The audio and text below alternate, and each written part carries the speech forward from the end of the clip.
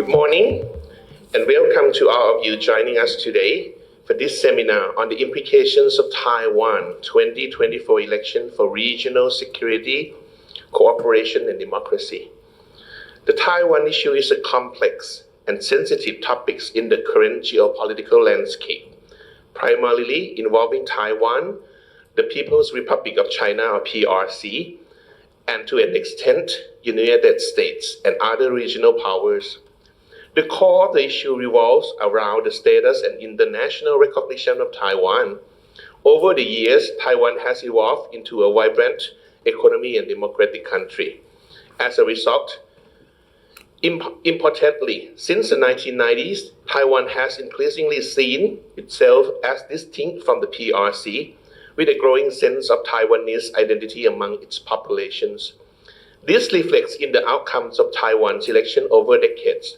We have witnessed other emerging and alternative socio-political forces that enter Taiwan's politics and play key roles in shaping Taiwan's political development.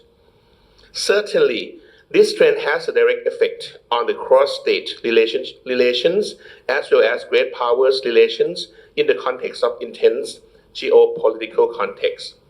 As we gather here, we are at a crucial juncture where the outcomes of this election could significantly determine the geopolitical landscape of the Asia-Pacific region. And power competition and changes in international politics in the future could alter the course of Taiwan's policy trajectory as well. Our discussion today will delve into the complexities and nuances of this topic, seeking to provide a deeper understanding of the potential impacts on regional stability and international relations. I am confident that our panelists, being distinguished experts in these fields, will provide enlightening perspectives on this issue. On behalf of the Faculty of Political Science and ISIS Thailand, I would like to express my sincere appreciation in our partner, Friedrich Naumann's Foundation, for their unwavering support. Without FNS, we might not have such a continuing good services of public seminars like this. Also, without our audiences, the seminars are not going to be vibrant, and I thank you all for your presences today. Your engagement in ISIS Thailand's public events is deeply valuable. I am optimistic that today's discussions will be enlightening and engaging for all. Thank you very much for being here today. Thank you so much. Thank you, Dean, Dr. Pragon, for his opening remarks. So, again, good morning, ladies and gentlemen, and Happy New Year. I hope this is not too late because we haven't passed the Lunar New Year yet, right? So it's still legit to say Happy New Year to all of you. So thank you for attending our first seminar of the year 2024. And this time we have exciting issues in hand, right, to discuss in the opening month 2004, so Taiwan elections that we all know a few weeks ago. So today I invite 4 speakers to help analyze this election's outcome. But before we proceed to the seminar, let me introduce briefly to all of you. The first one on my left, far left, Professor Thitinan Pongsuthirak, the Professor of International Relations at our Faculty of Political Science and Senior Fellows of ISIS Thailand. So probably, well, certainly, as you all know him well, Dr. Thitinan is one of the key experts in international relations and regional politics in Thailand. The second one to my left, Professor Sittipon Kurlatikan. So Ajahn Sittipon bases in College of Interdisciplinary Studies, Thammasat University. So he's one of the leading scholars in China studies and one of the few who does research in Taiwan, about Taiwan, especially historical tie between Thailand and the ROC during the Cold War. Next one, Dr. Tiwin Sukutikun. Dr. Tiwin is currently the head of the Department of International Relations. He's experts mainly on East Asia, international relations, especially on Japan.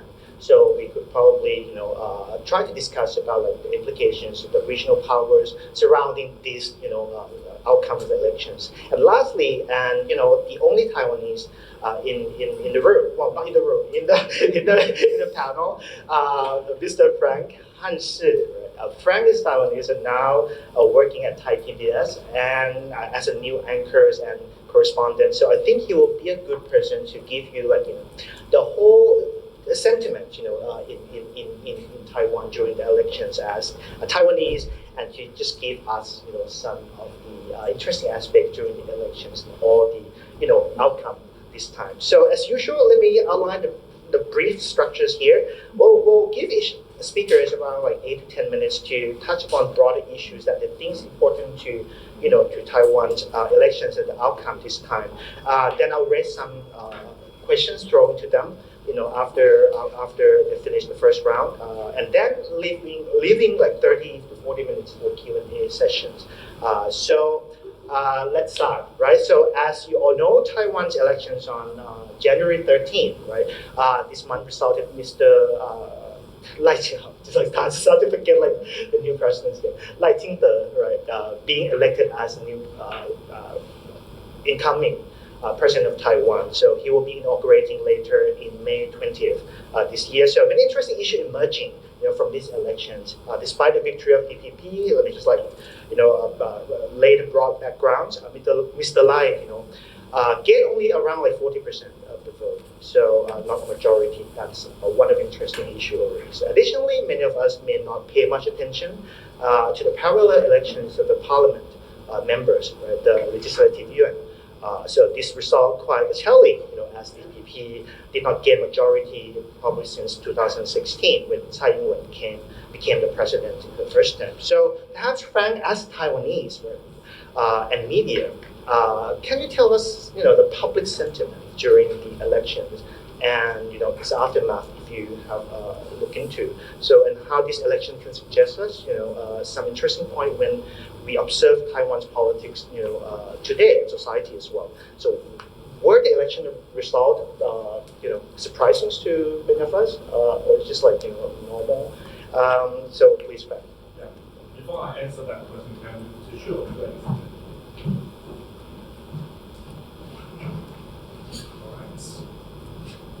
Okay, great question there. And mostly, actually, I sit in the moderator seat rather than the speaker seat. But this time, of course, I think it's not surprising, but surprising is in a way because, of course, in Taiwanese people, we are already accustomed to these democratic elections that people can throw their opinions, no matter from green side, DPP side, or Kuomintang, the blue side. And right now, actually, we see the new party there, the white energy of the white party there, which is the third way, according to the leader of TPP, Taiwan People's Party, is the third way, the third choice for Taiwanese people. So I think before we dive into the specific question, the topics, let me have the very broad landscape and tell you about the media, what the media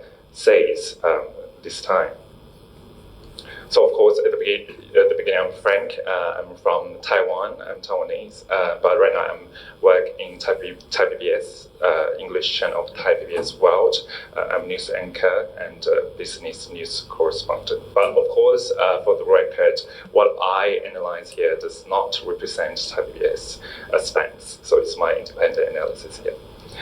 Great. So of course, as what Adam Paul said, we have President-elect Lai Ching-te.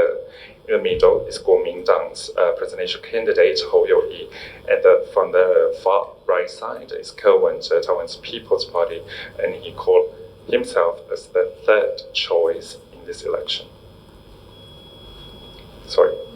But before we dive into the opinion polls, last opinion polls, I think because it's in Chinese, I will translate for you guys. So what Taiwanese desire to see about the policy is how the next government, the new government, could solve economic issues. Of course, this is multiple choices here, so you can see the rate here. So for economy is 48.4%. For cross rate is 29.1%.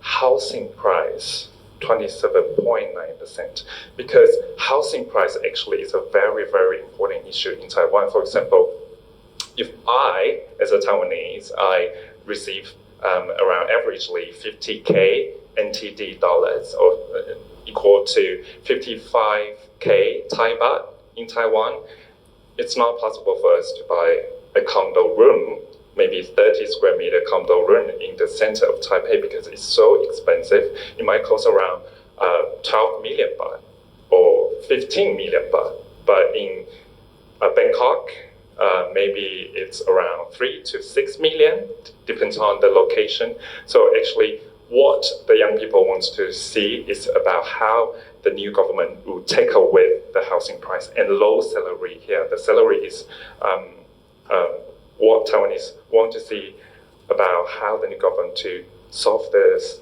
issue about low salary is 26.5%. So you can see economic issue and of course cost rate issues are the main points that the Taiwanese want to see from the new government, how to solve the issues there and how to find the balance between Taiwan and China, of course. And this is just the TV channels in Taiwan, of course. The main TV channels in Taiwan, from up there, you can see from 49 to 56, this is 6 to 7 channels are very mainstream for Taiwan. It's 24 hours running news channel. And you can see Next TV and Until TVBS.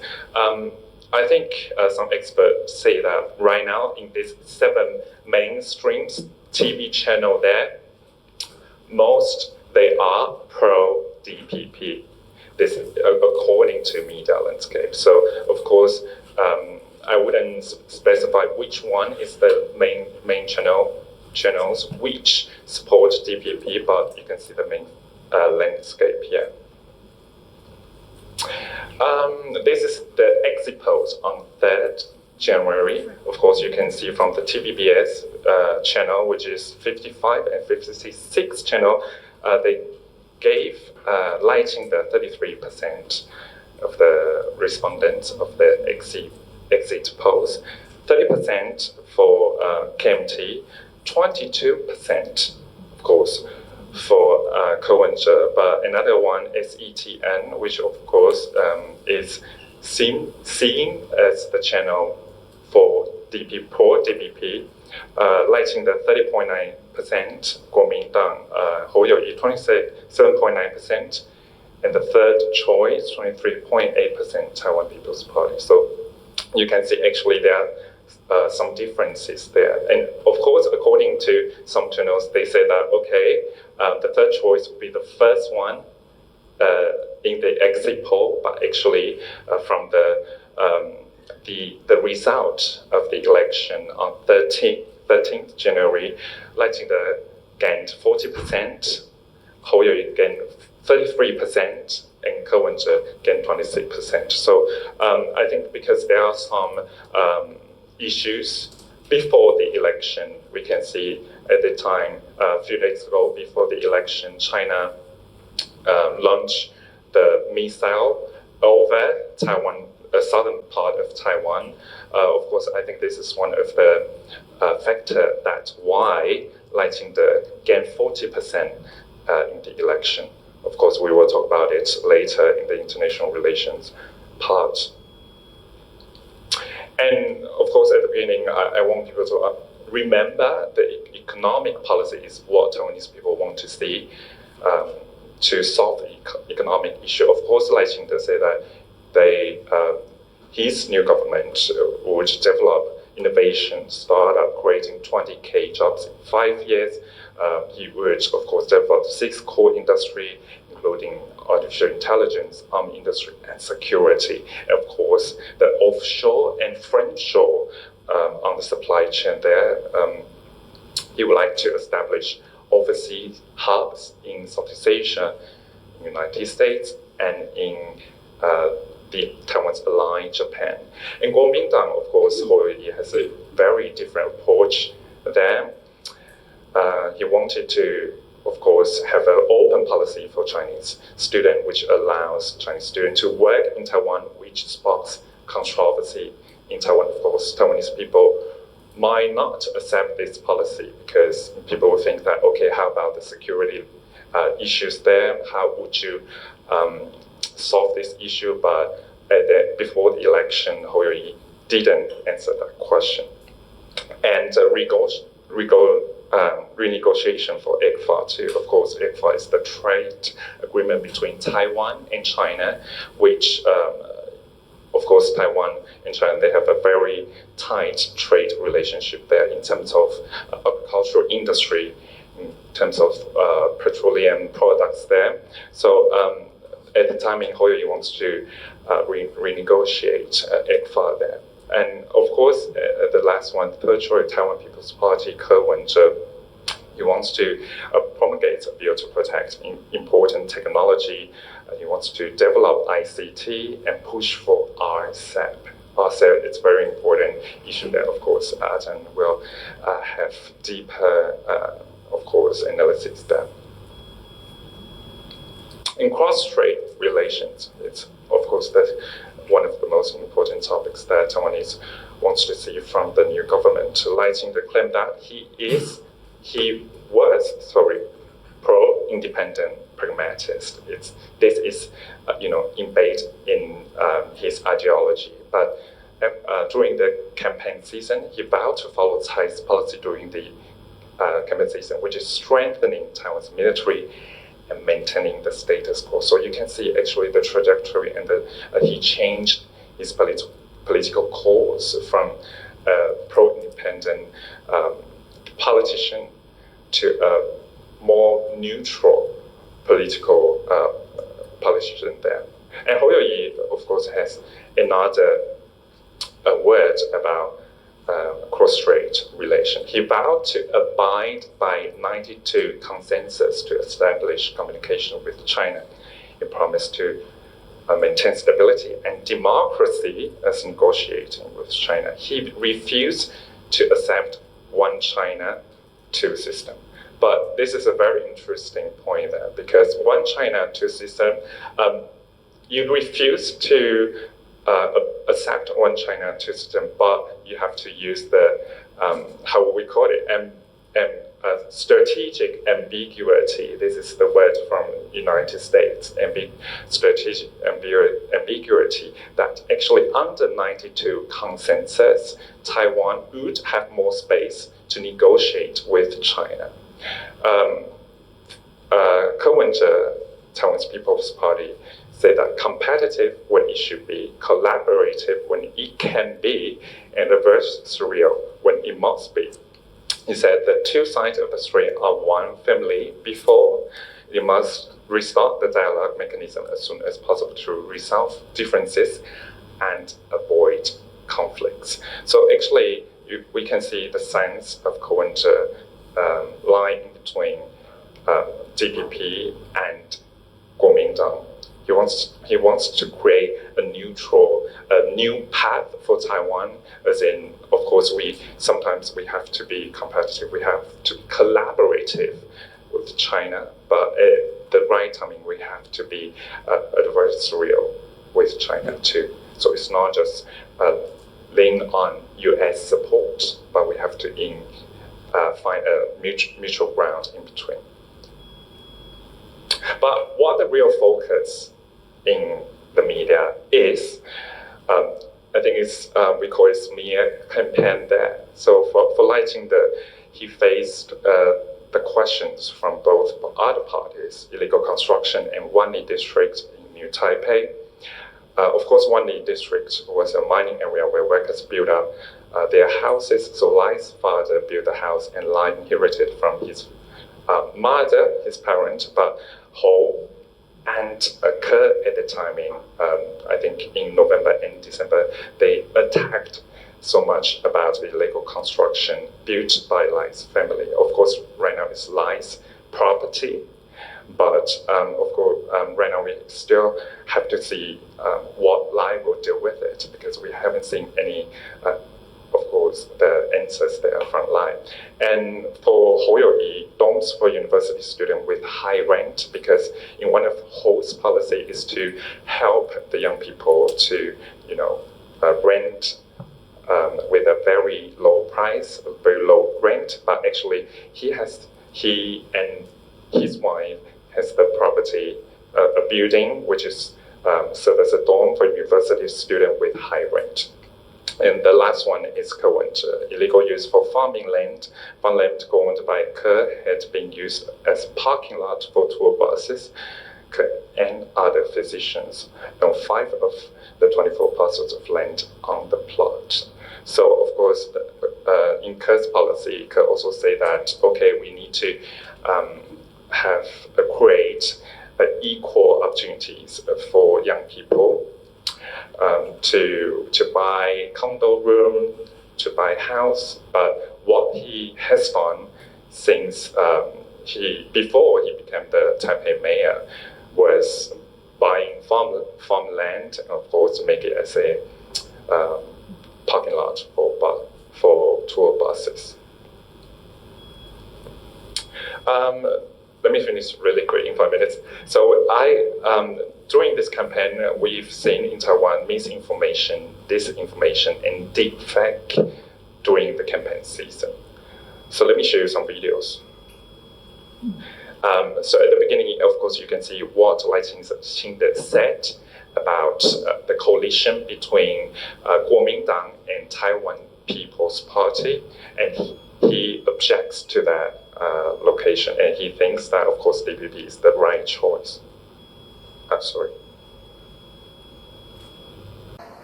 我要特别强调，不管蓝或白，都不是台湾的民意主流。So he said that Kuomintang or Taiwanese People's Party is not the mainstream of Taiwan. It's not what the majority of Taiwanese people would vote for. 所推出来的候选人，不但不能够守护国家的安全，也没有办法提出完整的国政蓝图。Okay, so he just said that DPP and Kuomintang and TPP couldn't protect Taiwan. So let me move back a little bit. Okay, and at your right side is deep fake video. 我要特别强调，不管蓝或白，都是台湾的民意主流。So in this video, he said that actually, the TPP or Kuomintang represents the majority of Taiwan. So of course, it's totally deepfake video. Right now, the quality is not that good. Actually, we can see the tone of the voice and the speed of video is quite bizarre. So we still can see it. Maybe in the next election, we can see a more good quality deepfake video there. All right. So this one is Tsai Ing-wen enlightening say that, oh, we promote crypto investment. 赚到$4000。既然你没有什么可失去的，我就给你平台的访问权限。副总统赖清德。So you can see actually the mouth movement there is quite bizarre too. It's quite weird, and you can see Tsai Ing-wen here too. 与政府合作，利用程序员的帮助，开发了软件的一部分。Right, so it's just, of course, how deepfake videos were used during the campaign to, of course, lose the trust or credibility of DPP. This is one of the misinformation's text that, caused a lot of confusion and controversy a few days before the election on 13th January. Of course, these texts were sent by Taiwan's Ministry of Defense. You can see that air raid alert, missile flight over Taiwan airspace. Be aware. Firstly, it's not a missile; it's a satellite launched fly over Taiwan. And air raid alert there. This is a word from World War II. So actually, the right, I think, correct translation should be air defense alert rather than air raid alert. So actually, for example, my friends, my parents, my family, they received text for 4 times in 10 seconds. So it was very alarming at that time. People really think that maybe the missile will come. But of course, Ministry of Defense, they clarified it's a satellite flight over from southern parts of China. The public sentiment here. I think I will talk about this later on. So I will, because I think right now, for the first part, I want to give, of course, the attendees about, of course, the public sentiment from the media, the misinformation, disinformation, and what the factor is. Thank you. All right, thank you, Frank. One of the issues that you were mentioning about in the poll, the primary issues, perhaps economic, right? I mean, cross-state relations and political atmosphere between Taiwan and China is part of major issue in the election as well. So that bring us to another issues about cross-state relations and how China reacts to these elections. And it's a huge defeat of China at this time on the one hand, or on the other hand, is China quite happy with DPP, getting less than majorities in the parliament and as a voting result. So it could just reiterate China's the status quo and reunification preference to tell the world, right? So perhaps when we talk about cross-state relations, we probably let Adan and Sitipon trying to elaborate on these issues and how China views these relations. Okay, thank you, John Paul. I will talk about the three presidential candidates' position on cross-strait relations, followed by my preliminary observations after knowing the result of the elections. For the first presidential candidate, Lai Ching-te from the DPP party, his position on cross-strait relation is to maintain the status quo of Taiwan. I think this word is quite problematic, and we have different understanding of this word, status quo. Status quo means the existing reality nowadays, right? In the meaning of Lai Ching-te, when he said the status quo, he means that Taiwan now, Taiwan has been an independent country called the Republic of China. But if you ask the PRC about the meaning of the status quo of Taiwan, the PRC would reply that status quo means that Taiwan has been part of China since ancient times. This is the status quo. This is the existing reality. But for Lai Ching-te, status quo means that Taiwan has been an independent country called 中华民国 Taiwan, right? And Lai said that he welcomed a dialogue with China, but the precondition is that China must accept Taiwan as an independent country or treat Taiwan on equal basis, a kind of state-to-state dialogue, not between the central government and the Taiwan province. No. Beijing must treat Taiwan as a state equal to China. And in addition, Lai Ching-te also denied the existence of 1992 consensus.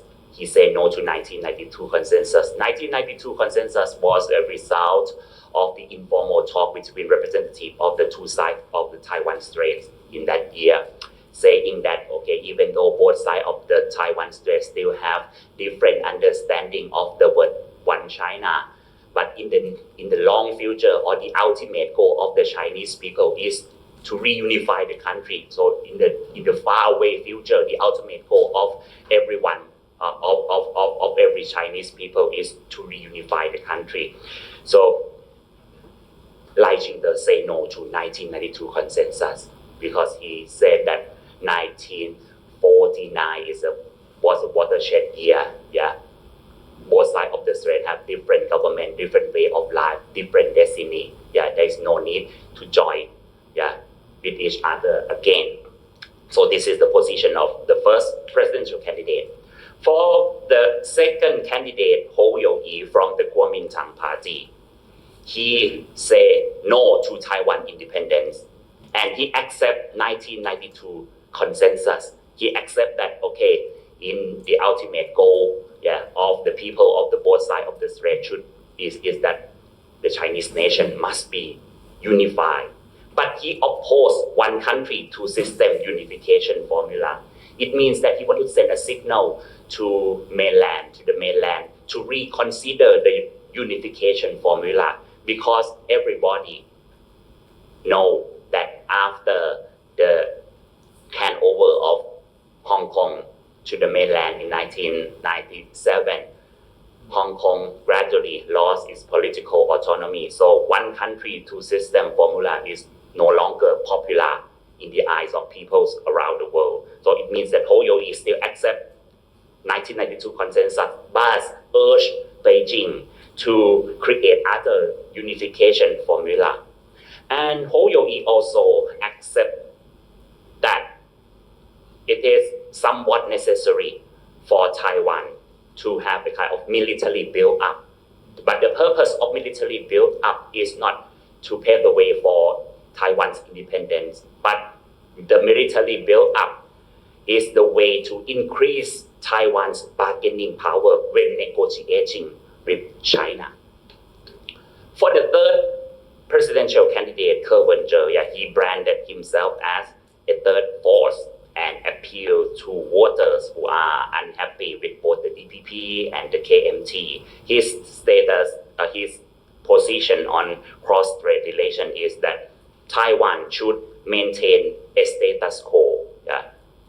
Status quo in his meaning, it means no independence and no unification. But he, at least, I think Frank already mentioned that he said that both sides of the Taiwan Strait are one family.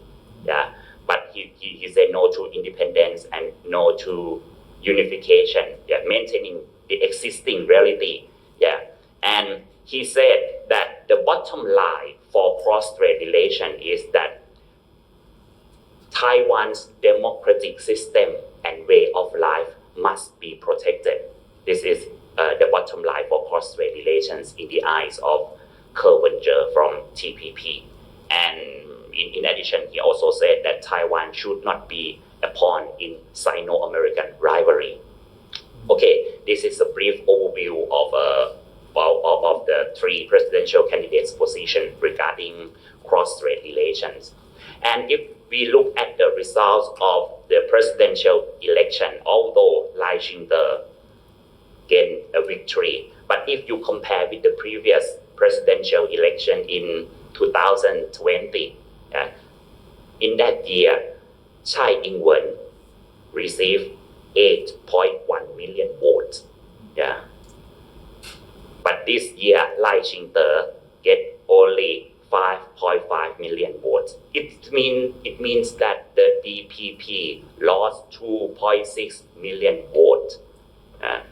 So, okay, DPP may celebrate the victory, but we have to accept that there is a signal of decreasing popularities or decreasing supporting base for the DPP. And the new party like TPP, Ke Wen-je, received 3.6 million votes.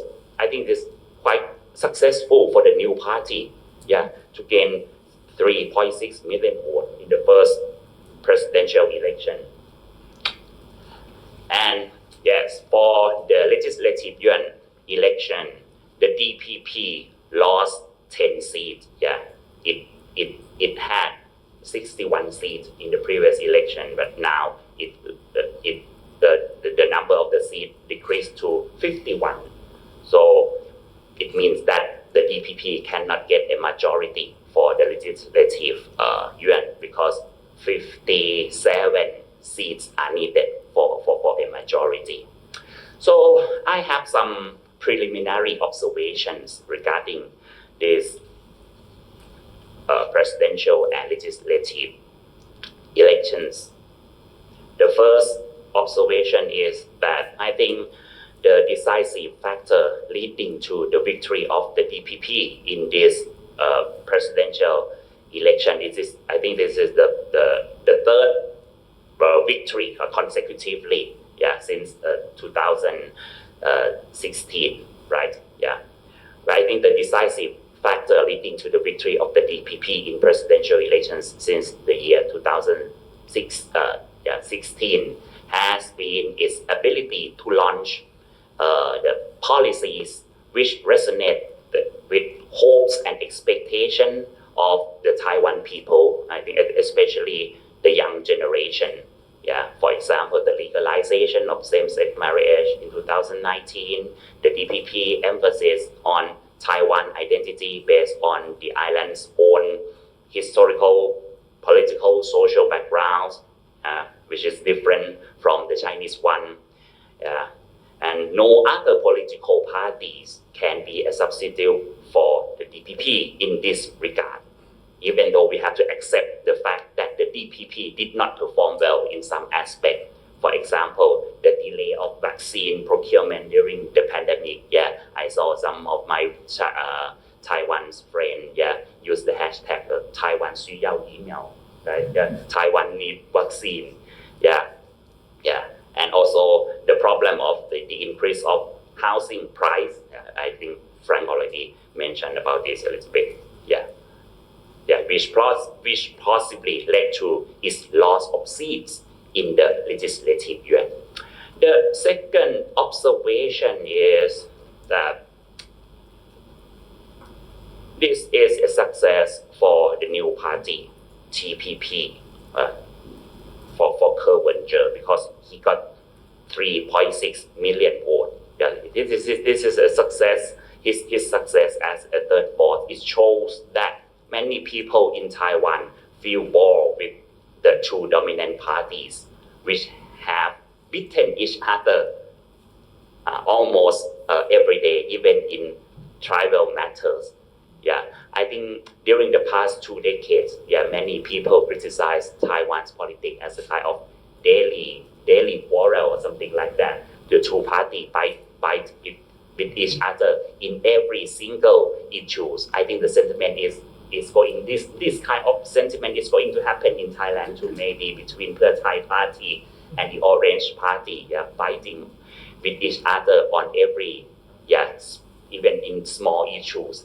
And in the case of Taiwan, I think it means that 3.6 million votes means that there are many people who feel bored with the quarrel between the two dominant parties. The third observation is that there are two major challenges ahead for Lai Ching-te. The first one is as the DPP failed to gain a majority in the legislative yuan, the two opposition parties are in a strong position to obstruct the DPP's policy agenda. And the second challenge is China. The crucial question is how can Lai Ching-te stabilize cross-strait relations without compromising his stance on the status of Taiwan as a separate political entity. A few days ago, the PRC already stated clearly that the precondition for any dialogue with Lai Ching-te is that Lai Ching-te must accept the 1992 consensus. How can Lai Ching-te accept 1992 consensus? If he accepts 1992 consensus, it means that he destroyed the raison d'etre. I will use the French word, the raison d'etre of the DPP. So it's impossible, for Lai Ching-te to accept the 1992 consensus. And the fourth, the final preliminary observation is that given the fact that the unification of Taiwan is part of the so-called national rejuvenation enunciated by the Communist Party of China, it is highly possible that China will put more pressure on Taiwan militarily, diplomatically, and economically from now on. What about the direct military military attacks on Taiwan or invading Taiwan soon. I think this is still unlikely because military invasion would create a risk for military intervention by the United States. Yeah. So I think in the near future, what the mainland is going to do is to hold frequent military exercises, in order to pressure Lai Ching-te, to accept the 1992 consensus. Okay, thank you. Thank you, Justice Poon. You ended with the geopolitical questions, right, regarding the involvement of other regional powers in these Taiwan issues, and the election result suggests something that we can interpret in different ways, right? Like the conflicts they continue, of course, but then depend on what kind of factors that involved in these issues that will bring into conflict in the future. Many of us probably predict that the armed conflict may not be happening soon, because regarding of everything. And then one of the internal issues that probably Frank and Justice Poon was talking about was also the decreasing support for outright independence stance of DPP. And if you look at the statistic conducted by Zhengzhi University recently, last year before the elections, it kind of dropped from around 25 in 2020, now 21, the outright independent stance. But then there are increasing number of people thinking that the status quo would be the solutions, and at least to maintain state relations, the peace across Taiwan Strait. Then we talk about the conflict. U.S. and other regional powers also involved. As the security was somehow de facto guarantor of Taiwan. You still sell arms, weapons to Taiwan according to Taiwan Relation Acts. Since the Cold War. So perhaps we throw these questions to Jiang Titin, and can you help us analyze how the U.S.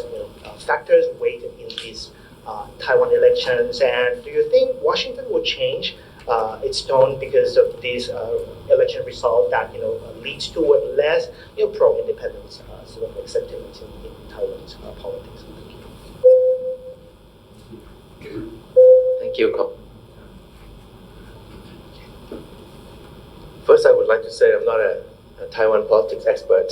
So for details of deep fakes, you have to listen to Frank. And I also appreciate Chan Sitiporn's analysis and observations. And maybe I'll try to follow up on his observations. So to me, and this is from a political science background, political science frame. I mean, we as political scientists, it's our job and our joy, in a way, to analyze elections. There's been a lot of elections this year. So there's one in Bangladesh, Taiwan, next will be Indonesia. So when there are elections, it's really our job and our fun to look at the results and to analyze and dissect them. So to me, this election in Taiwan, the result, broadly, to me is no one lost, no one really lost. And the big winner was the status quo. So imagine if the DPP gained more ground, even from 4 years ago, 57% of the votes. If the president, Tsai Ing-wen wants 57%. If Lai Ching-te won more than 40%, let's say he won more than 57%, even doing better than Tsai Ing-wen in 2020, that would be, it would ring a lot of alarm bells. So in fact, his support went down compared to Tsai Ing-wen, from 57% down to 40%, and we already heard about the figures and the number of votes. And so for the DPP, they didn't really lose because they still won the presidency, but lost the legislature by a margin. But overall, I think the DPP cannot really go back being too upset, too disappointed.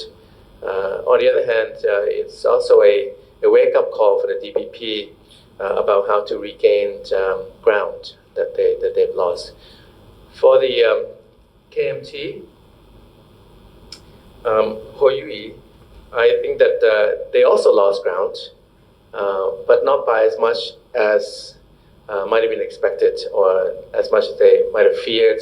38% in 2020 down to 33%. And it's interesting too, in Taiwan, they don't allow polls, I think 10 days before the election, which is really something we have to think about here in Thailand. There's some, I think drawbacks and some benefits from that, but many people thought, if you read the news, follow Taiwan politics, the KMT was going to win. The poll before the last 10 days suggested that. So for KMT, not a big loss, not a big gain. Won the legislature, did not win the presidency, but lost less of a margin than the DPP. The striking outcome to me here, and I'll just second Ajahn Sittiporn's point about the TPP. The TPP reminds me of the Future Forward Party in Thailand in a comparative sense. So sometimes you have a two-party dominant system, and they go at it, and it's about independence, reunification, the 1992 consensus, China, cross-strait, US. They go back and forth, and then overlook other issues that people are concerned about. And the TPP shot up from nowhere to win 26% of the vote. That's a lot for the presidential candidate, Ko-wen-je. And this is a wake-up call for both the DPP and KMT. How could TPP, Taiwan People's Party, win that much? I think it came close to even to the KMT. So to me, this suggests that Taiwanese politics is not all about China and cross-strait. It's more than that. It's about jobs and wages and inflation and housing and all the issues that Frank and Ajahn Sittiporn mentioned. It's more than just the cross-strait, because the three parties all advocate stronger defense, deterrence. None of the three parties want to succumb to Chinese pressure, but TPP may be more domestically driven, and I think that they got a lot of votes for that. It reminds me of the 2018, after so many years of red versus yellow in Thailand, in Thai politics. Suddenly you had a new party, a party of younger demographics, similar to TPP, that wanted more. They wanted to have a different kind of future. It's not all about Thaksin, anti-Thaksin, military coups, and younger people wanted a better future. And so to them, they're not anti-Thaksin, they're not pro-Thaksin, they're just pro-future. And I think that TPP has some echoes of that to me. But of course, in Taiwan, they're not going to dissolve the TPP, like Future Forward was dissolved here in Thailand. So there's a big difference. So the TPP was really the runaway kind of winner to me, and it's a striking and comparative sense how it really shot up to the limelight. The U.S., Ajahn Paul asked about the U.S. For the U.S., the DPP is still won. I understand that the U.S. was very concerned that had the KMT won, they had people on the ground that would have reassured the DPP. The U.S. I think was a little bit nervous about the election results, and the fact that the DPP came out ahead still allowed the U.S. to feel reassured and to reassure DPP. So for the U.S. Status quo, and I noticed that President Biden said very early, immediately, that he didn't favor Taiwanese independence after the election. So that was really a key signal coming from the White House.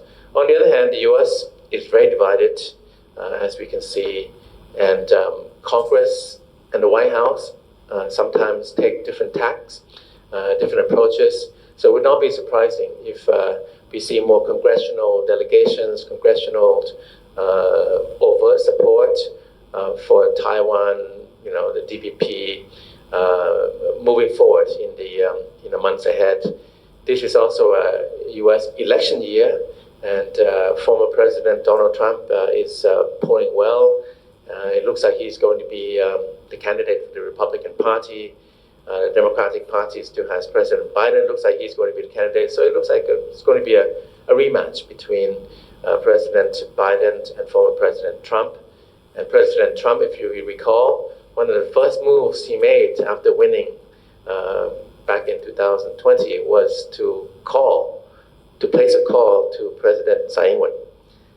So we don't know how, if he is re-elected, how he will behave, and there's a lot of apprehension and anxiety in Southeast Asia and Asia, and I think the world, about who's going to win the White House this November, and it will be consequential for Taiwanese politics.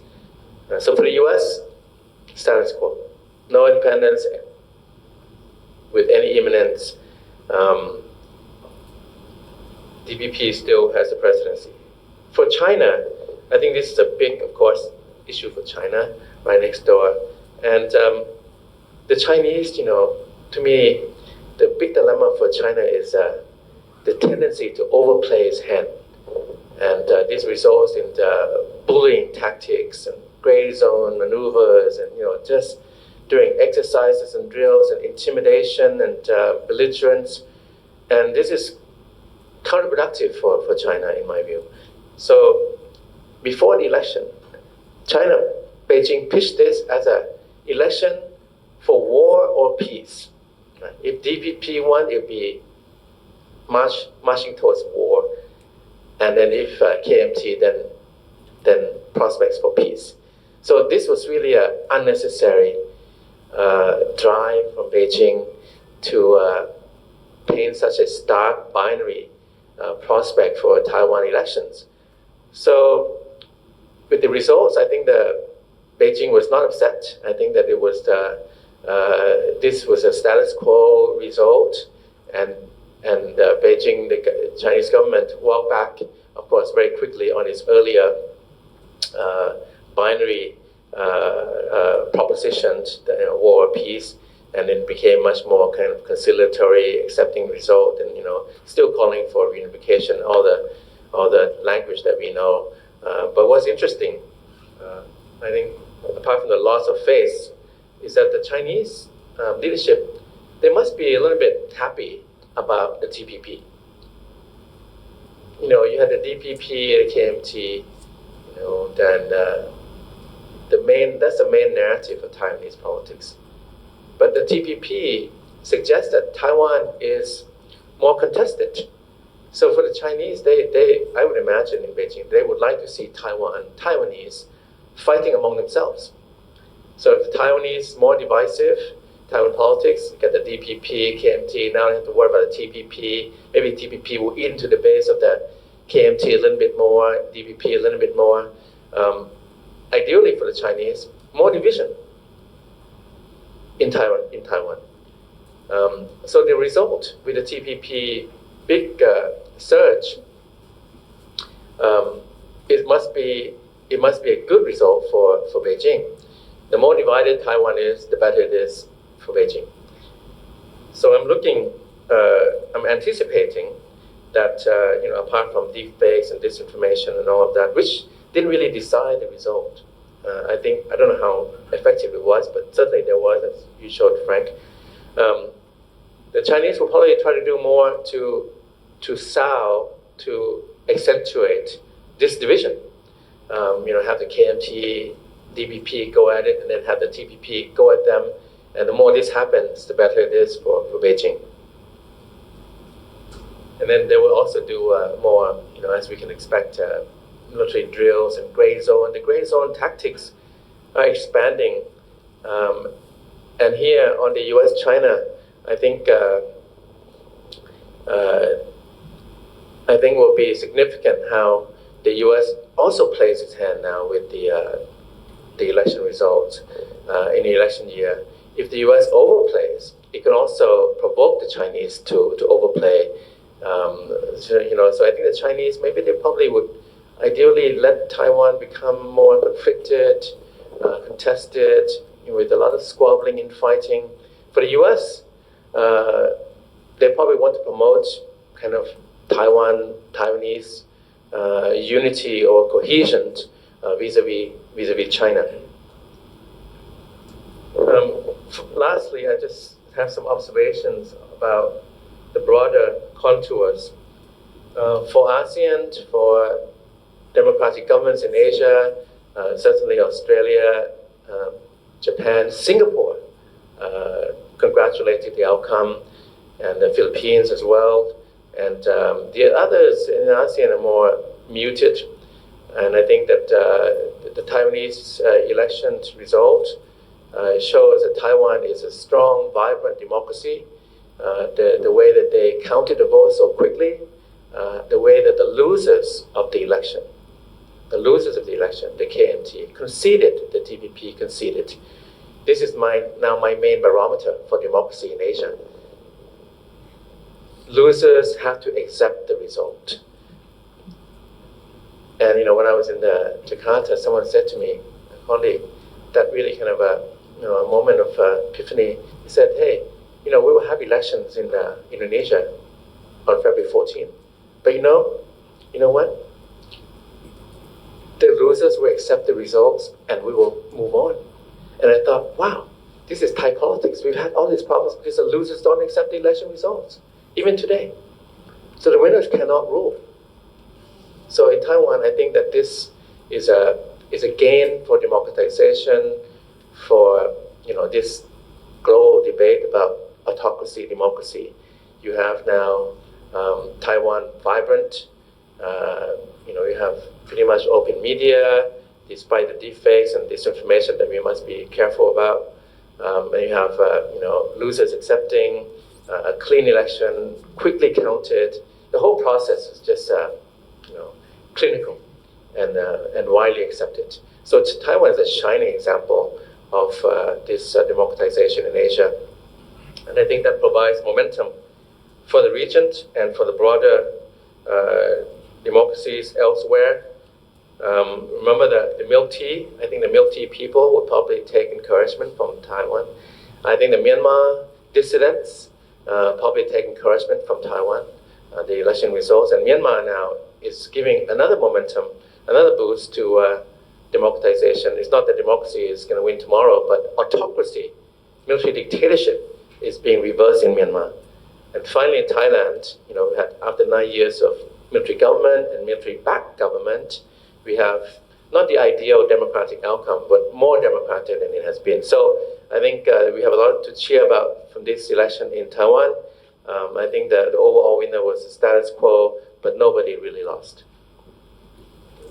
Okay, thank you, Ajahn Thitinan, and you reflected, very well, to Thai politics and many countries in the regions, on the democratization process in the region. Taiwan is one of the exemplar of the success in Asia, and perhaps someone was analyzing that actually probably China can learn from Taiwan how to democratize in the futures and being accepted by all parties in international communities. But anyway, that's like probably the far-reaching futures that you're going to see China become democratic in that way. But let's come back to the implications of Taiwan's election this time.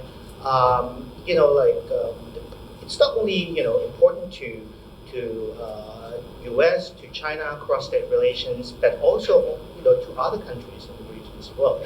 Ajahn Thitinan was talking about the congratulatory remarks and messages from some countries in East Asia to Mr. Lai this time, and that interesting, right? It creates some kind of reconsiderations whether or not Taiwan issue would be becoming one of the key issues in these regions. But then, if you go back, probably a year or two ago, we saw the military deals from China across Taiwan Strait, and some of the missiles landing on Japan's special economic zone, and that's probably the most dangerous spot, besides the cross-strait relation itself, that would ramify to another regional power, which is Japan, and of course, you know that Japan and Taiwan and the United States are military allies, and that if that happens again, that could provoke at least some sort of degree of armed conflict in the region in the future. And that probably goes to Ajahn Tiwin to try to give us some kind of ideas why Taiwan issues is important perhaps to some regional middle powers or regional powers, we would say, especially Japan. Probably if you can elaborate on this. Okay.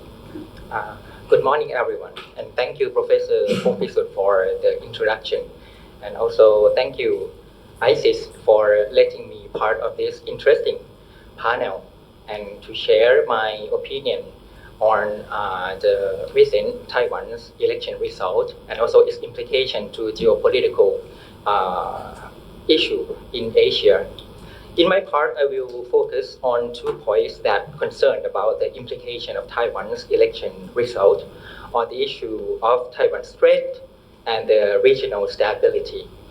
The first focus will be on the continuity of the strategic trend about how Taiwan deals with China and its allies, especially Japan and the US. Now that DPP has won the presidential election, so we can expect the continuity in the strategy. My argument is that giving priority to deterrence will continue to be the dominant trend that Taiwan deal with China and the cross-strait issue. And we will continue to see Taiwan and allies use balance of power against China to ensure stability and the status quo. The second point I would like to talk about is the problem integral to this deterrence strategy, especially the fact that deterrence needs to be managed in a balanced and delicate manner. And the policy of deterrence should be coupled with greater efforts to reassure and accommodate the other side to prevent misunderstanding and misperception that can cause negative outcome or defeat the purpose of peaceful deterrence. In my opinion, apart from economic issue that Frank and Professor Sitipun mentioned, we maybe interpret the victory of DPP in the election as the way Taiwanese people chose between the difficult dilemma. It was not the dilemma between war and peace as the mainland China tried to portray, but the dilemma between 2 key strategies of how Taiwan deals with the threat from China and to sustain status quo in the strait. It was a security dilemma, as all IR students know. It is not that simple or straightforward to ensure national security and survival. On one hand, the choice is to engage, cooperate, and be friends with China, but this will risk being dominated and exploited by China's weaponizing interdependency and, of course, economic statecraft. On the other, Taiwan can choose to increase its military power and forging alliance to balance against China. But again, this may trigger suspicion, anger, and strong reaction from China and can cause tension and arms race in the region. However, the way DPP did not win in the legislative yuan might reflect the way Taiwanese chose to stay in between or in the middle of these 2 choices by neither choosing to balance without engaging more with China, nor engaging with China without power balancing. The Chinese authority seems to interpret DPP laws in the parliament as showing Taiwanese people's mistrust toward DPP's hardline strategy toward China. But what we could observe from the election campaign was the dynamic of the policy platform of both camps that moved more to the middle ground. That is, the KMT could not promise cooperation with China without stressing that it would safeguard Taiwan's security and freedom, and also Taiwan's democracy. At the same time, DPP could not promise formal independence from China. Instead, it had to propose the olive branch to Beijing as the way to get the votes from Taiwanese people. Okay, when we look at the recent strategic trend prioritized by Taiwan and its key allies, the US and Japan, we can see that deterring China by means of power balancing is the dominating strategy. This trend occurred and nurtured by the assertiveness of China in terms of rhetoric and actions, the way it turns to wolf warrior diplomacy to deal with criticisms and the use of gray zone tactics, as Professor Thitinan mentioned, to threaten and harass neighboring countries that have territorial disputes with China. The emphasis on deterrence by military buildup and by sending strong messages to warn China against the use of force to change the status quo will likely continue from now on. So far, Taiwan's DPP-led government has been insisting that it would rely on itself to safeguard Taiwan's security and freedom, but it also conducts proactive diplomacy to heighten exchanges with the US and Japan, even though these have been carried out informally under the shadow of One China policy. I believe Taiwan's ability to do so hinge on three valuable assets Taiwan had, which are chip, democracy, and discourse. It's clear that Taiwan should be protected as an important part of global supply chain as it produces high-end chips and semiconductors needed by many technology-driven economies. Democracy is another asset used by DPP to gather international support, especially from Japan, the US, and the West, as it tries to forge a united front to monitor China under the slogan, like-minded countries sharing liberal democratic value. Taiwan also uses the discourse to inflate suspicion against China or spread China threat theory to the international community. It is telling the world that China's frequent hardline rhetoric and threat to reunify Taiwan by force is the evidence that China is an expansionist power. And by letting it unify Taiwan would only send an appeasing message that can embolden China's ambition to take over East Asia. So annexing Taiwan would not be the accomplishment of mission, but the beginning of China's quest to further acquire more lands and waters. So I think the US seems to buy this discourse or agree with the idea. That's why it has inched away from strategic ambiguity, which has the original purpose to deter both China from attacking Taiwan and Taiwan from declaring formal independence that will provoke China. Now, to maintain the status quo, the Biden administration once in a while reveals its intention to protect Taiwan when it is under attack. Japan also believes that China should be deterred by military buildup, credible alliance, and region-wide or Indo-Pacific-wide collective efforts. It has individually invested a lot along this line recently by pledging to raise its defense spending to 2% of its GDP and signing contracts to acquire counter-strike weapons from some advanced countries. Also, Japan has moved to interpret its war renouncing an anti-militaristic Article 9 in a more flexible way to deal with the security uncertainty.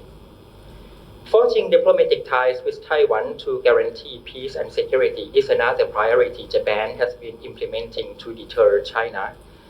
Now, for Japan, Taiwan seems to constitute the strategic front line extended beyond Japan's own vulnerable, far-reaching islands in the southwestern part of the country, or Nansei Shoto.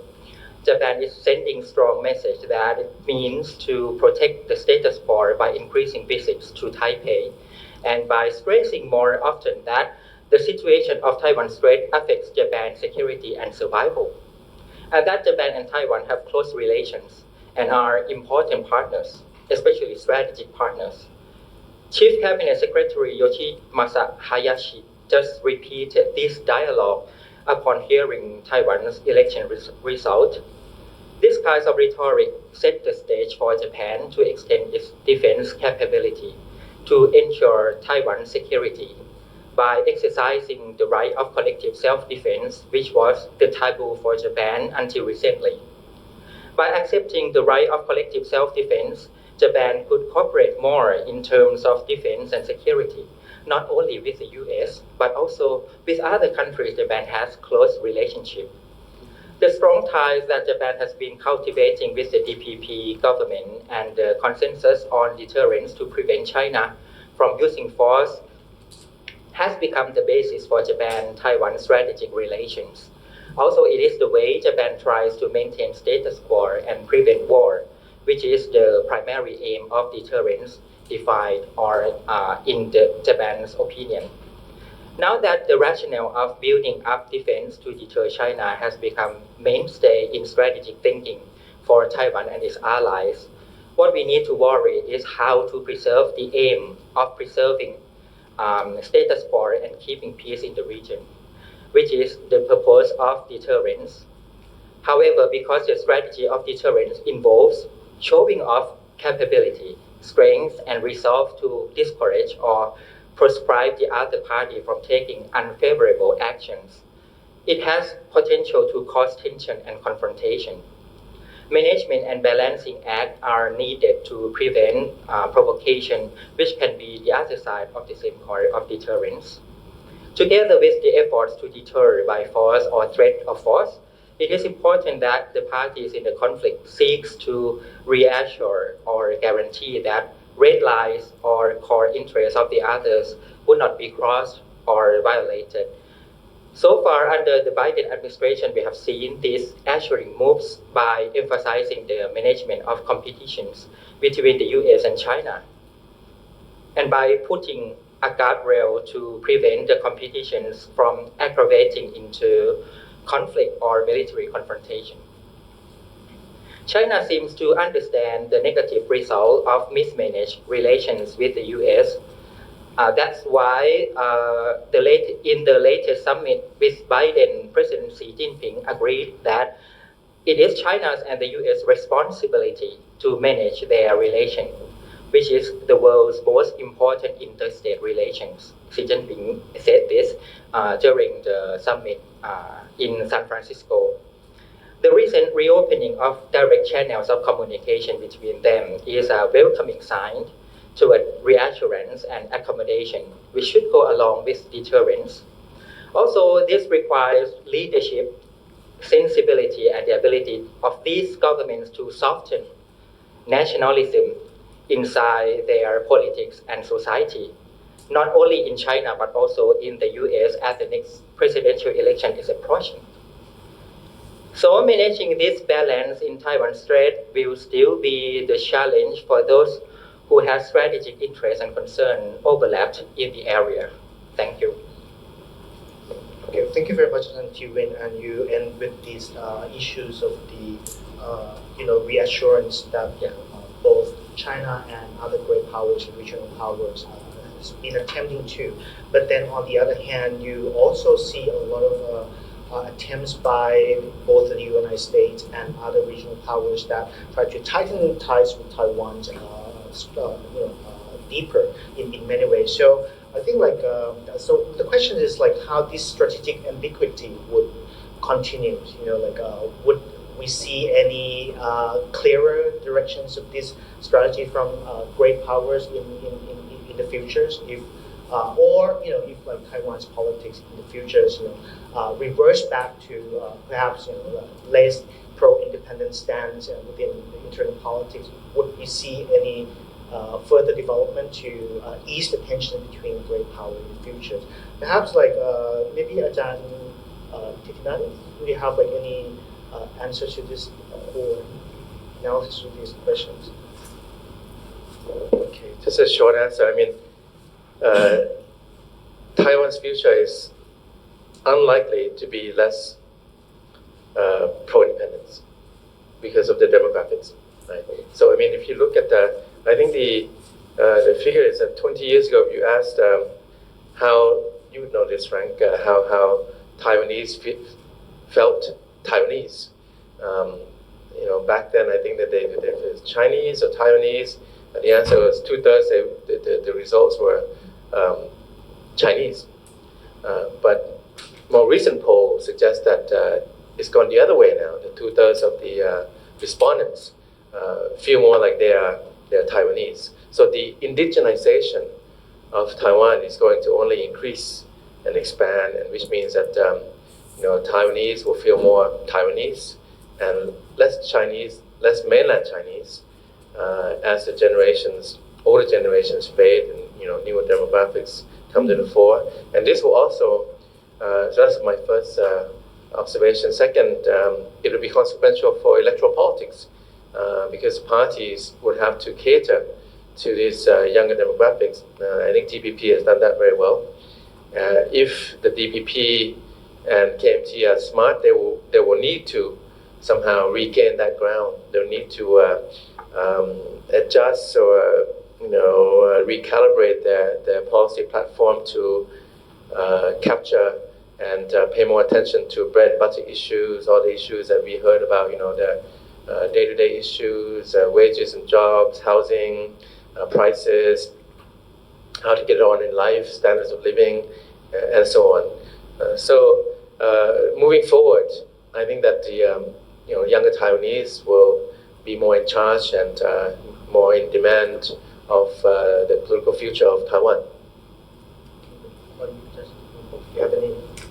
Yeah, I support Ajahn Thipinan's statement. I think that in Taiwan there are kind of survey every year about national identities by asking the Taiwan people, how do you identify yourself? There are three choices. One is you are Chinese.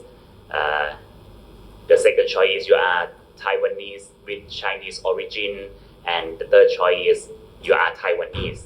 And during the past 2 decades, more and more people choose the third choice. They're saying that they are Taiwanese, rather than they are Chinese or they are Taiwanese with Chinese origin. So it means that the identity of Taiwan as a separate political entity from the mainland is more and more obvious. More and more obvious. But I don't think these obvious identity would create a pressure for Taiwan's government to declare independence or something like that, because I think most of the peoples in Taiwan are quite pragmatic in the sense that they know that, although they have a stronger sense of Taiwanese identity, but they realize that the crucial question is how to stabilize cross-strait relations in order to make Taiwan safe. So I think the risk is not on the Taiwan side. I think the risk is on the Chinese, the mainland side, because the issue of Taiwan is closely related to the legitimacy of Xi Jinping and also the legitimacy of the Communist Party of China as a whole. The longer Xi Jinping stays in power, the more he needs policy accomplishment.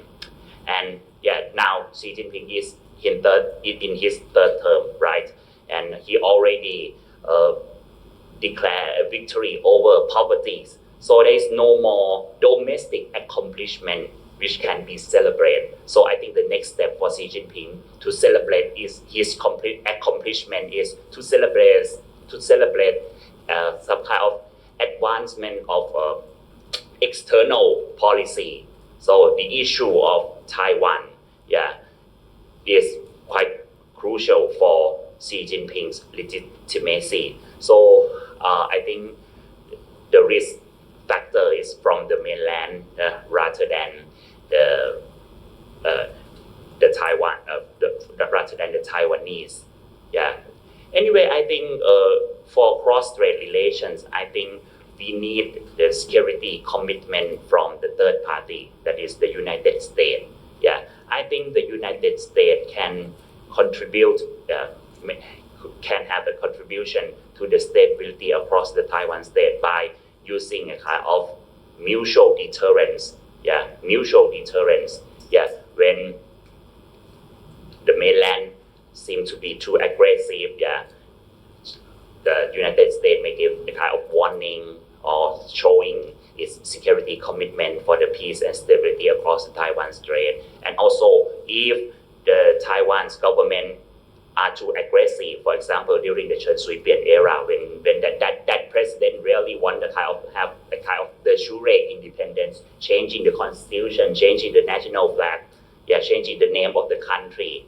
At that time, I remember that the Bush Junior administration gave a warning to Chen Shui-bian that the United States would not support the change of status quo on the Taiwan Strait. So I think the role of the United States is also crucial as well. But it is, frankly speaking, it is quite difficult to deter Xi Jinping, I think, because the issue of Taiwan is closely related to his legitimacy and also the legitimacy of the Communist Party as a whole.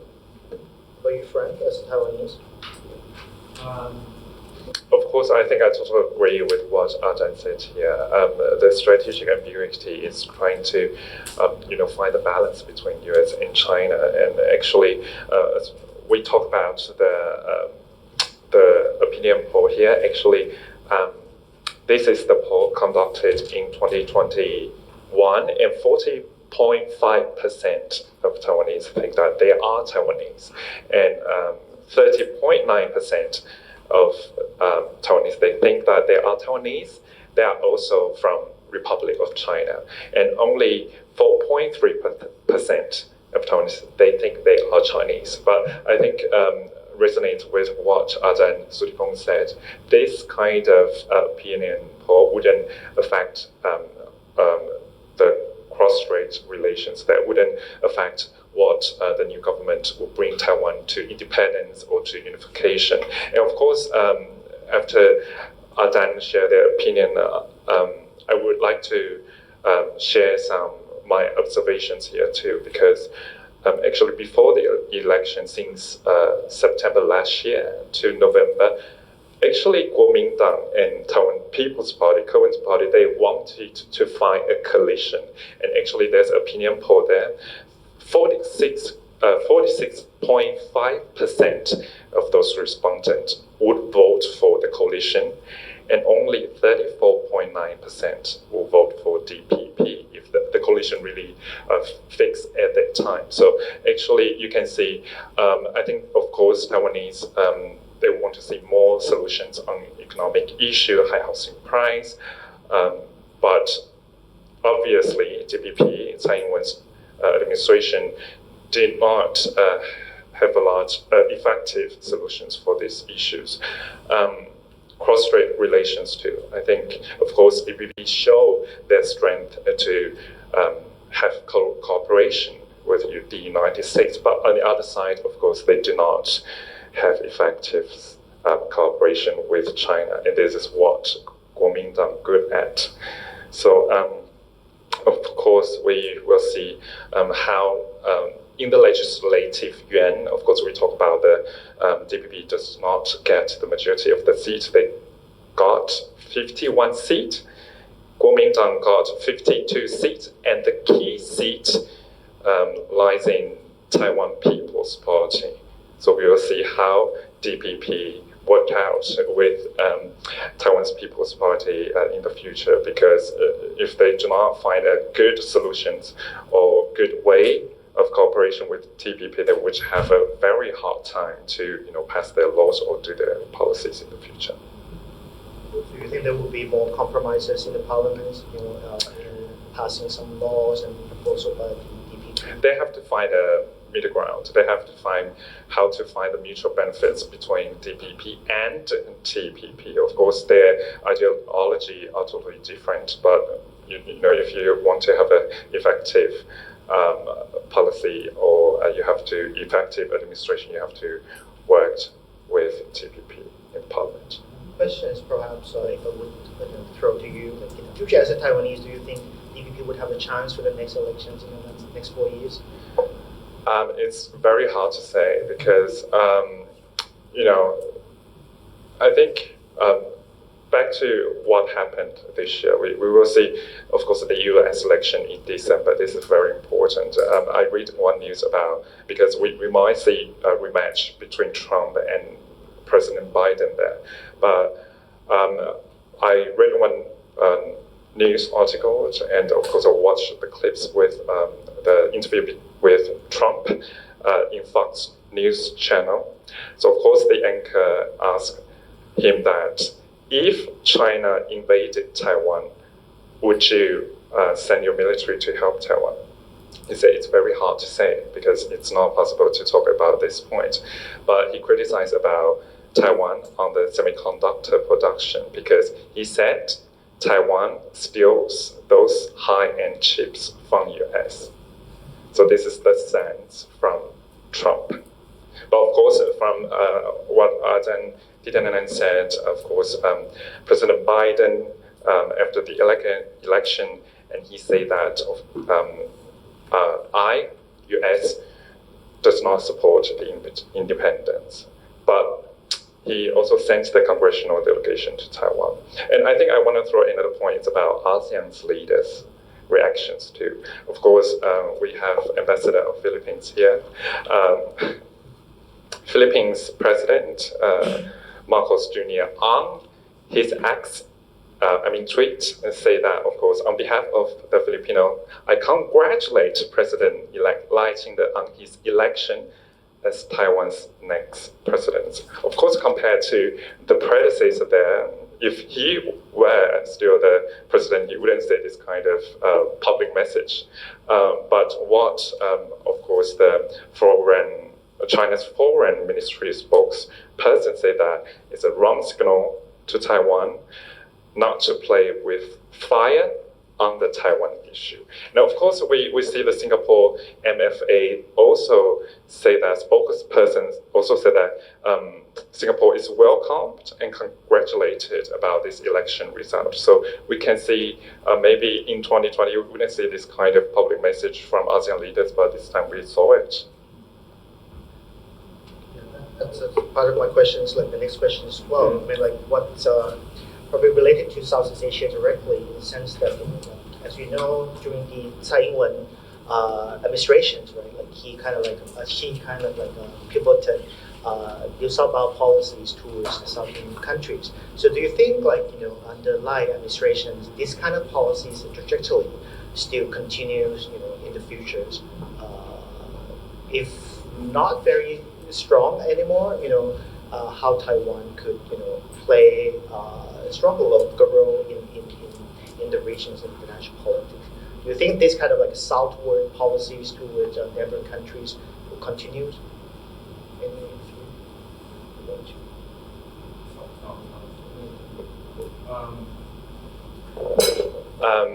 I'm the person who benefits from the southbound policy because, of course, southbound policy is not just on, right? New southbound policy is not just on economy, it's on education too. So I have get scholarship from the new southbound policy to come to Thailand to study. So actually, I think this soft policy there will continue. From economic side, of course, Taiwan is one of the top investors in Thailand. During the COVID-19, Taiwanese company is on the top, surpassing China and Japan. So I think this kind of economic cohesion and, of course, the investment in Thailand from Taiwan will still continue. But from the political side, we will have to observe them because, we will have to see how, how close Thailand and China is at this point. Taiwan will have a very hard time if we want to put our effect in Thailand. So, we have to see Lai's policy in terms of political approach. I think Taiwan's new southbound policy would continue smoothly under the new president because I think this is the only way for Taiwan to winning hearts and minds or to show their constructive roles in international community because as most of you know that Taiwan rarely have the ability to participate in international organization because China tried to block Taiwan in many organizations. So the purpose of new southbound policy is to show that Taiwan, even though most of the states in the world accept one China principle because they have diplomatic relations with China, but at least Taiwan is still able to play constructive roles in international communities And I think Thailand should welcome this. Yeah, I think we should not try to appease China by avoiding any relations with Taiwan. Yeah, I think we have to select it case by case, if it is in terms of economics or education or kind of non-political matters. We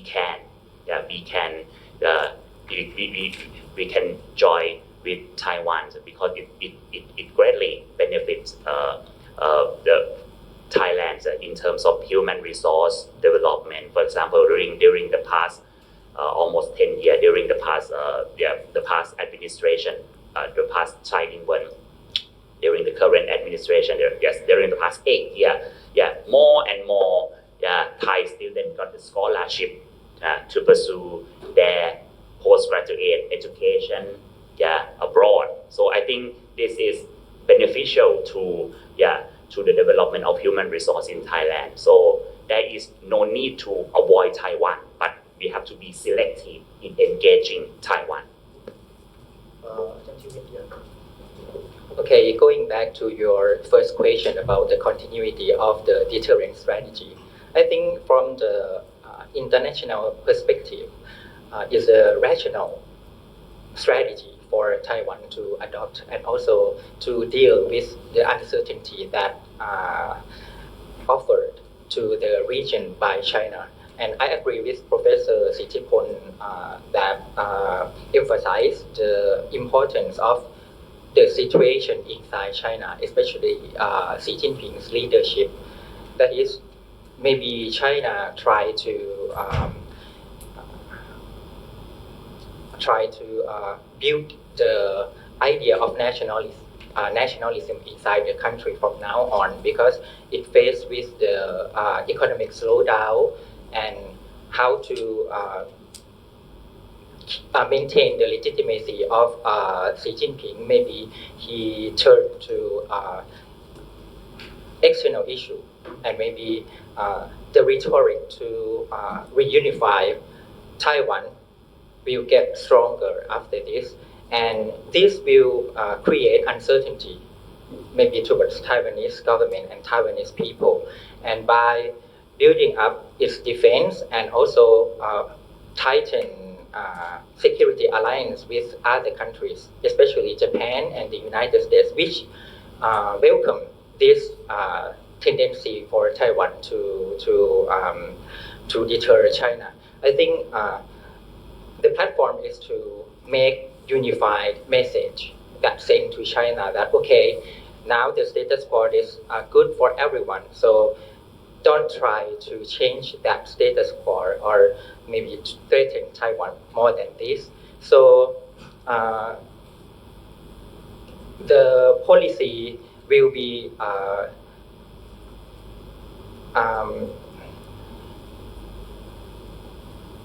go toward, I think maybe we can use the term hedging strategy. That means not only deterring China, but also try to engage with China as the other choice, so that this Taiwan can deal with the security uncertainty by also using balance of power, at the same time trying to engage and to cooperate economically with China.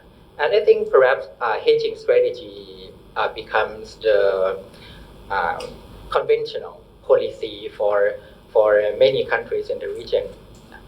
Of course, also the policies of smaller states in Southeast Asia. So I think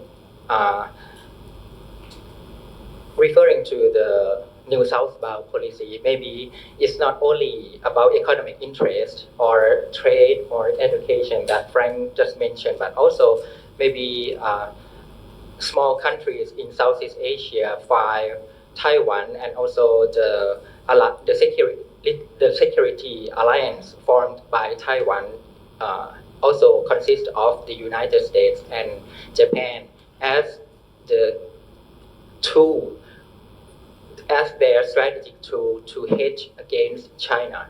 So they can gain economic interest from this coalition, rather than just depending on China and then suffer from maybe economic statecraft or Chinese pressure by using trade and economic interest to impose on them.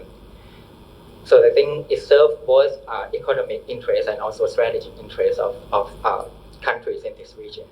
Okay, thank you very much. And that would probably lead to the stronger pressure from China, vis-a-vis other countries in the region as well, and probably making hedging strategies of other smaller countries become harder to pursue. So probably the time is running out. So probably I'll open the floor for audience to throw some questions. Besides the power play of the tiny few, all this complexity actually does not reward the average people in the world. So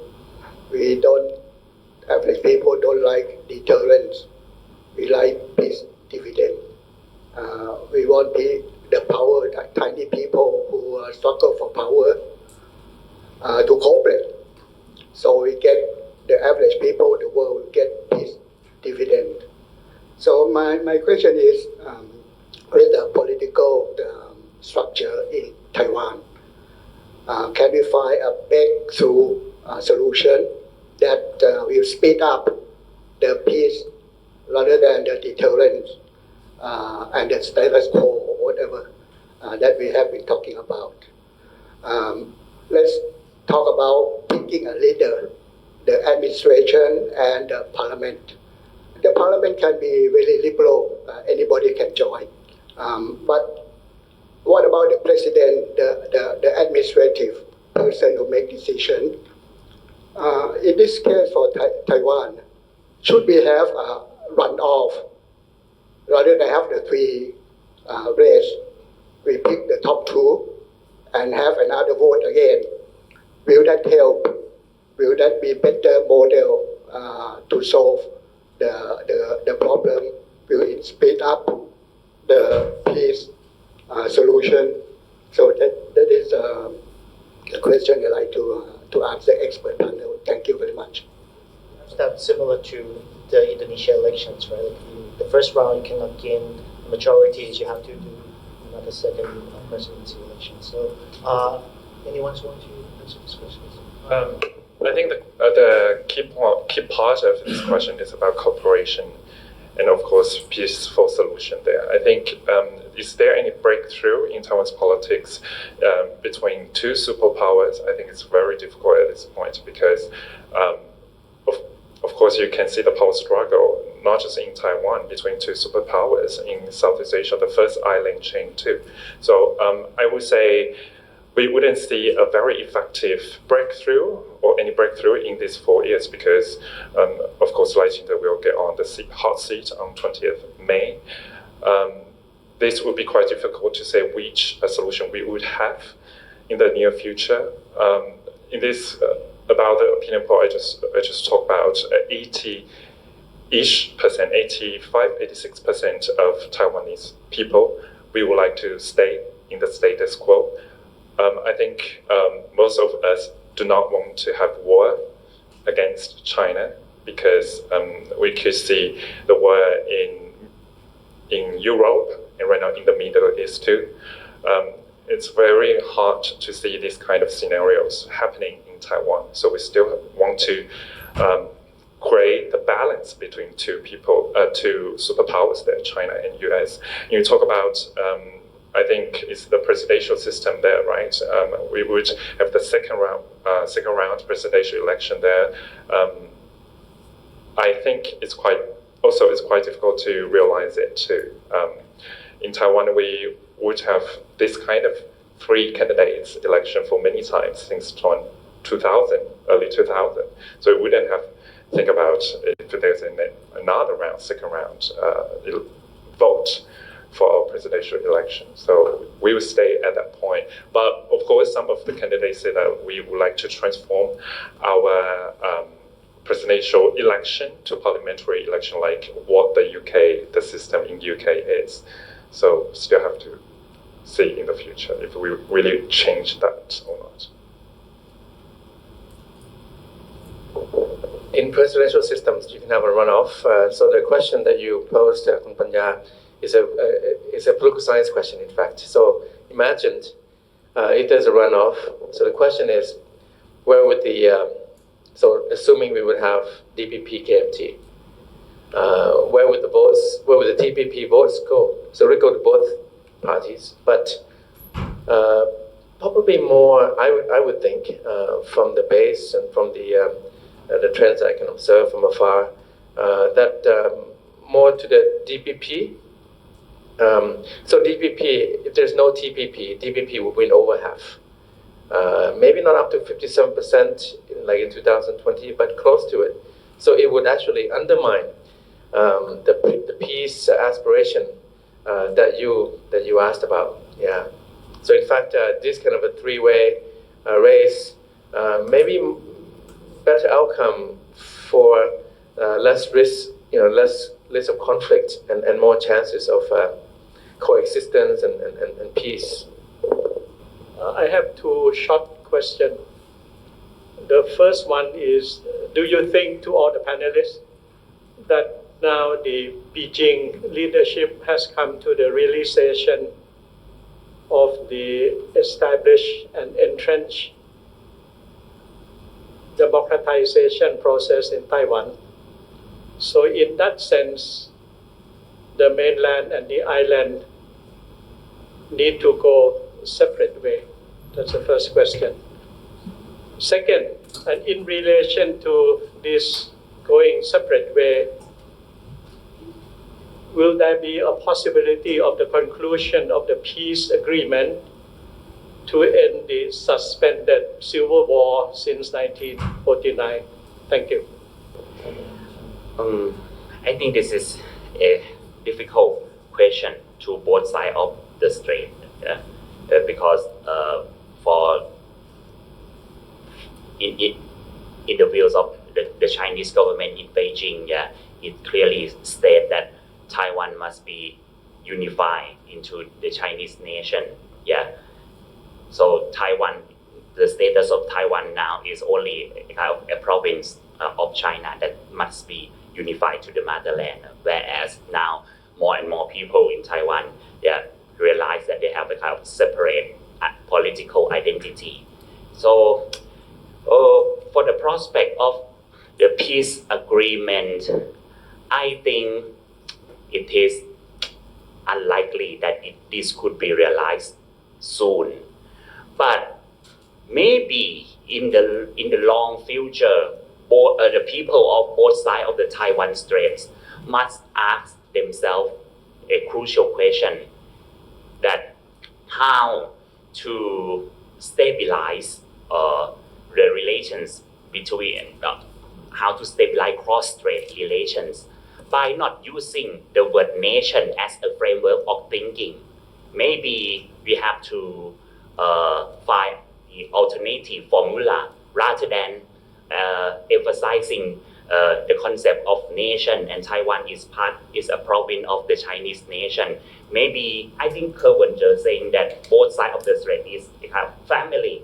Yes, I think this is kind of cultural affinities, cultural relations between the two sides of the Taiwan Strait. So peace agreement between the two sides is possible, but both sides must change the framework of thinking from nationhood to something otherhood, brotherhood, or families, or something like that. We have to change the paradigm of reunification. Kind of reminds me of one of the Singaporean former foreign minister, George Yeo. He was proposing this kind of an idea, like sort of a confederation of China, or Chinese confederations, where Taiwan is still in part of China, but you don't have to follow everything there. But somehow it sounds like one country, two system anyway, in that sense. But anyway, it's like it opens to the futures, generations, how these cross-state relations gonna be solved. But any other questions? The audience?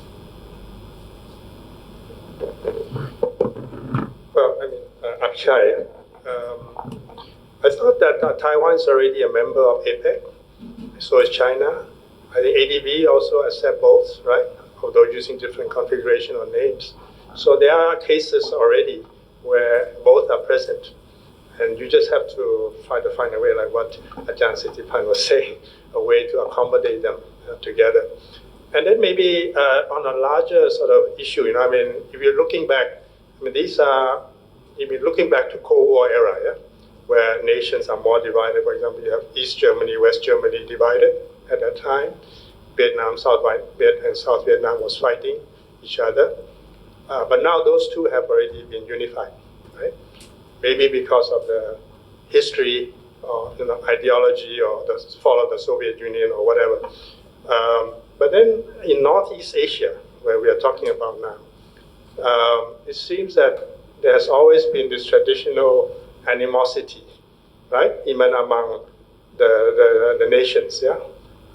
So, I mean, I'm looking at ASEAN now, where I'm a bit more familiar.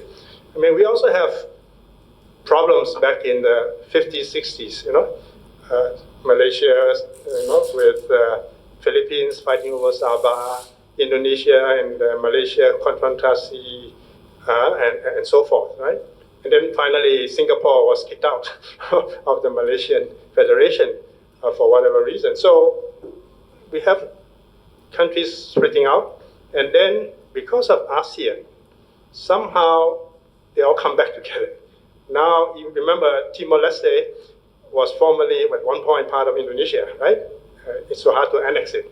But then when Habibie became president, he said, okay, we want independence, we give you independence. Yeah. So finally got independence. And now they want to come and join ASEAN, right? So I was just thinking maybe Northeast Asia needs some kind of a regional body like that, like ASEAN or European Union or whatever, to try to see if they can collectively work things out a little bit more in the larger framework, So in other words, for example, APEC is a larger framework, right? ADB is a larger framework. So you have to put it inside, I mean, let's say, put it this way. ASEP is actually maybe, I don't know, I'm not an expert in that, because, most of the, Asia Pacific are in ASEP, yeah? So I think, somebody was, one of the candidates was saying they want to join ASEP, right? From the Taiwan candidates. Well, is that a possibility?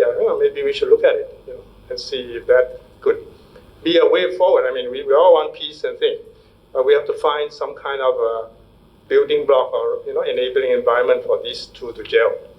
And of course, I agree that a lot of mindset has to change. That this is 21st century. We should not use 19th or 20th century mindsets to solve 21st century problems. Thank you. Thank you, Shai. Any other questions? Oh, consider. Can I say one more sentence? I think the reunification of North and South Vietnam was made possible on the basis of war, fighting, and so on. But the reunification of the two Germanys was done through dialogue and negotiation. And East Germany more or less accepted the democratic regime of West Germany.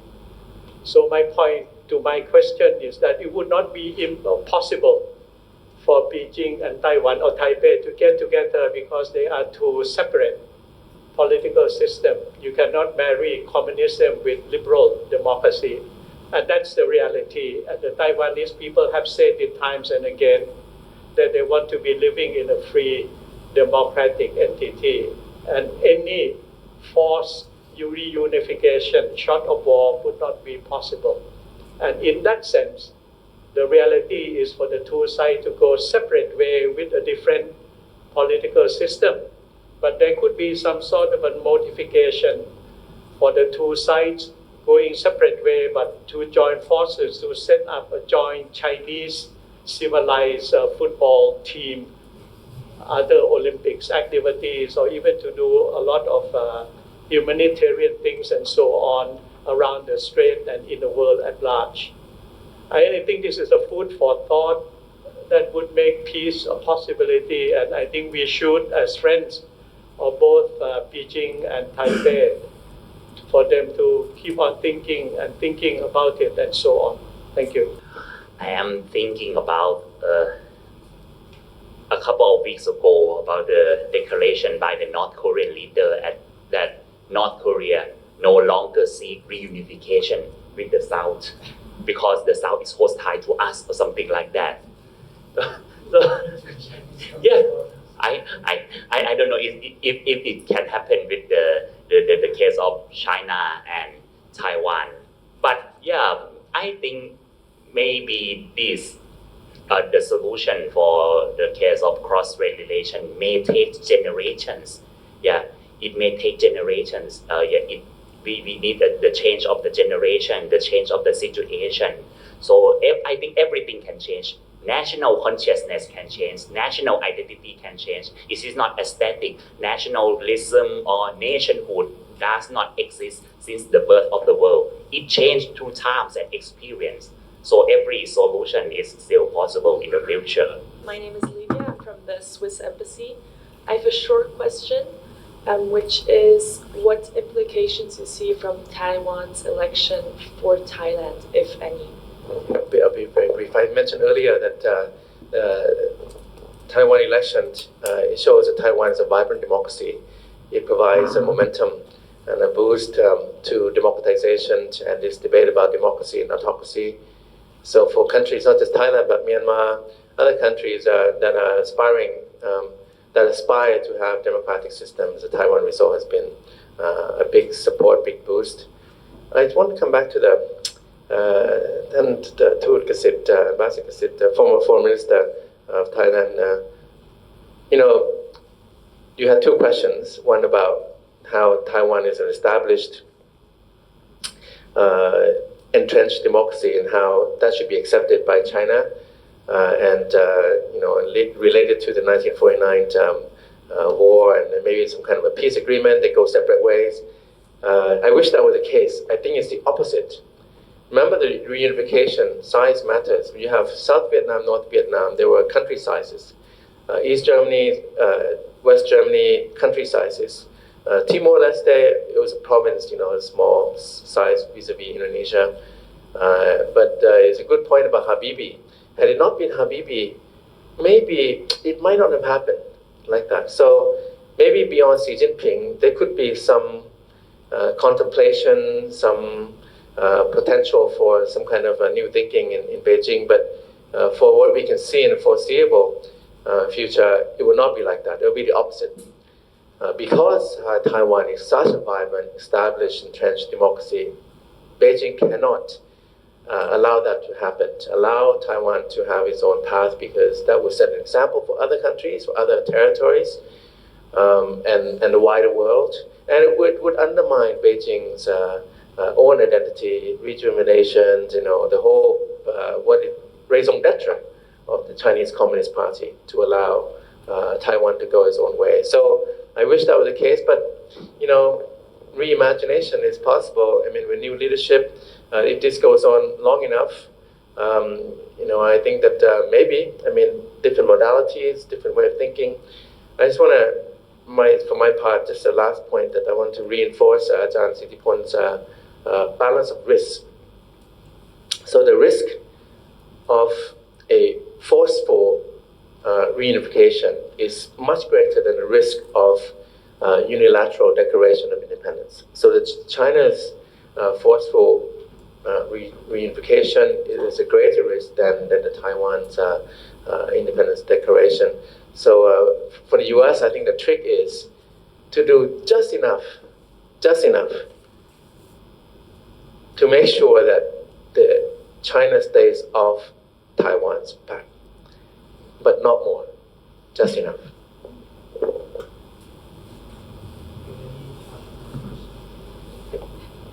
I don't have a question. I'm from TECO, the deputy representative from TECO, and I want to express my appreciation for this seminar that we can share a lot of different observation for our presidential election. And from Frank, as observation, personally, And I know every election has a lot of different implements for Taiwanese people. And there's some domestic issue, there's some international issue. So today we focus on international issue. And we also noticed that our audience or our speakers all support Taiwan's presidential election is a successful election. It demonstrates our democracy once again. And we share a lot of common values with our friends. And we also appreciate that there's so many concerns for Taiwanese security issue. And also concerned about the future development of our nation. I would like to say that this election, once again, to show the people's free will, how they want the country goes. I think that the major part is nobody wants the war. Everybody wants the peace. The problem is how to keep the peace in a dignified way. And at the same time, we secure our value, our principal value for our freedom and democracy and the way we want to live. So we also noticed that during the election, the China's interviewers, and we know that we got a lot of support from different countries, and I know that everybody wants to know that how we are going to keep moving. I think we'll keep moving, unified together, no matter DDP or KMT or TDP. After the election, it's about one country, and we're going to move on. And of course, I believe the New South policy will keep on because in the past 8 years, we built up a very good friendship with Thailand. And we also noticed that there's a lot of investment business coming to Thailand. And they are starting to move to Thailand. And we know this will build up a very good relations between Taiwan and Thailand. So we are looking forward to more cooperation between Taiwan and Thailand. And we also thank our friends here today and give us this support. So I believe that there's a worry about what will happen in the future. But I believe that if we keep supporting this principle, the way of living is correct, we can move forward together. And thank you very much. Thank you very much. And that's the end of our seminar. I think we agree on one particular principle that we want to uphold is, peace and cooperation and distribution. No matter what it is, we try to avoid war and conflict, tensions. That's the main goal that probably every country has to adhere to, right, in any conflict resolution. So thank you very much for coming. And the next seminar, we're gonna be, organizing Myanmar crisis event on the 6th of February, right after entering the 4th years of the Myanmar crisis. So stay tuned for the details, and I hope to see you next time. Thank you very much.